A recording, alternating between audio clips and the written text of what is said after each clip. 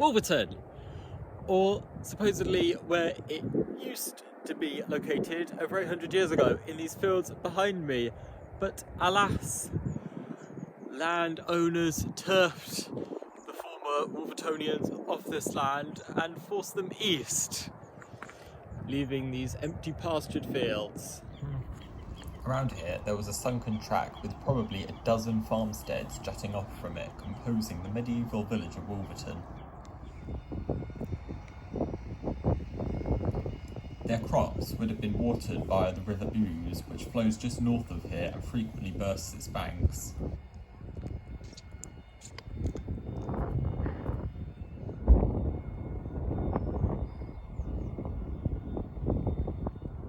Now behind me here in this field, whilst there isn't a stone left above ground for us to see, 1,000 years ago stood here a Norman castle.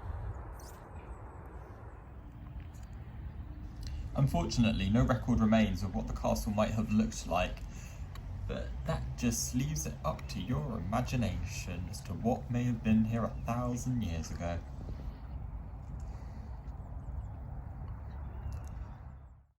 What has remained is the old Wolverton church, because this isn't the original one. This was rebuilt in 1815. And so was this mill by the River Ouse around the same time in the west of Wolverton. But then, everything for Wolverton changed. In the 1830s, the London to Birmingham Railway started construction going right past the town. And with Wolverton's location being about halfway between London and Birmingham, this was decided as the location for locos to be swapped and refreshments to be restocked. Therefore, they had to build all the train maintenance and loco repair factories here. Most of these are still in operation today.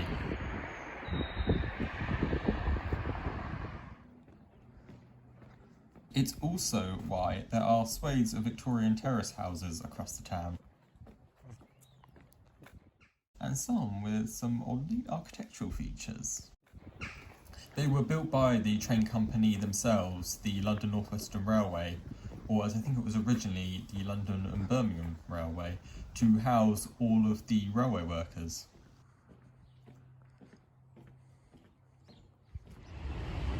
However, the railway was so popular that only 2 years after opening, they had to four-track it, which for getting through Wolverton means they had to reroute it so they could build a bigger station. Which meant that the Havisham and Little Linford viaduct here, already with a very big name, had to double in size too. And you can still see the crack under the arches almost 200 years on from where they plonked another 2 tracks on the side.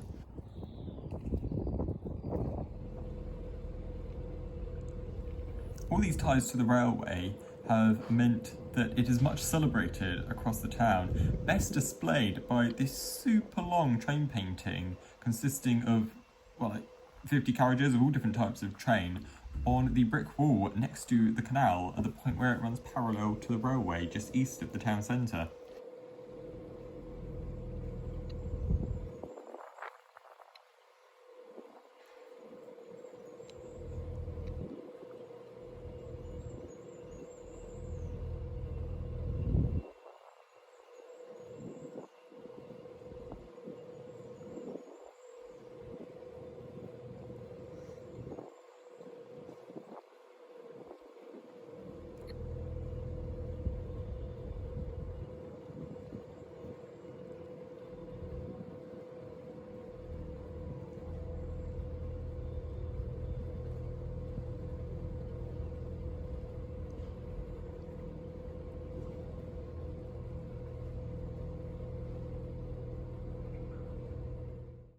Even their war memorial is specifically dedicated to the town's railway workers, with the train wheel monument thingy alongside for good measure, I guess.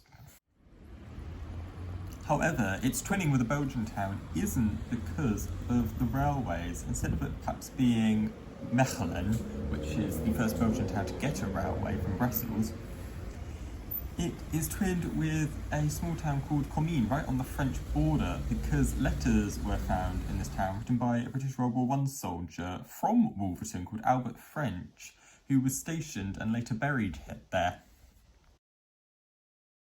Alas, as times moved on, Wolverton faced the inevitable, being gobbled up by Milton Keynes and slightly transformed in the process. Most notably by this now demolished building called the Agora. Built in the 1980s, it was a shopping arcade installed to modernise the town, but nowadays it was no longer considered modern, so was demolished, and it is currently under redevelopment again, and is planned to look like this when complete. However, some regeneration has already happened and has been quite clever, like putting these houses inside the old factory instead of demolishing its full shell. They even have a community farm in the south of the town, growing and selling all sorts of fruits and veg, and they even have beehives. On the corner of town towards Milton Keynes itself, on the site of a former farm, is the Milton Keynes Museum, which exhibits stuff from the beginning of Wolverton Town itself all the way to the development of Milton Keynes as a bigger city in the 70s. There's quite an array of stuff. There's this room full of phones from the days of switchboards, which, me being a Gen Zer, was quite interesting to find out about, all the way to these kooky things they made in the 80s. And in the transport hall, they've got all sorts of vehicles, from this model of a canal boat, then outside of it in the field, the Bloomer train, and then back in the field, this tram that ran between Wolverton and nearby Deanshanger to the west, to a tractor in the little farm shed, and back in the transport room to this weird electric car thingy, also invented in the 80s, that didn't get very far. However, I did watch a news video about these from the 80s on YouTube. I'll leave the link in the description. The most famous residents of this museum are Milton Keynes' first sculpture, the concrete cows. And they're not alone, they're joined by this year-round, never-melting snowman I took a picture with. They also turned this little patch of brownfield site between the canal and the town centre, sort of heading to the old railway, into a small park.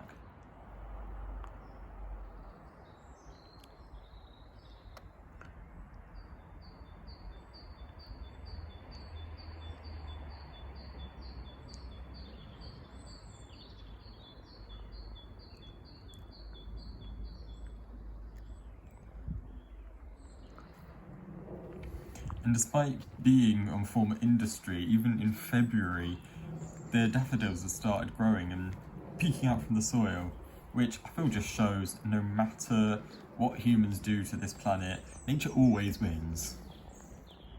The mosaics here lie over where there used to be two small cottages which have since been torn down, with one mosaic being for each room.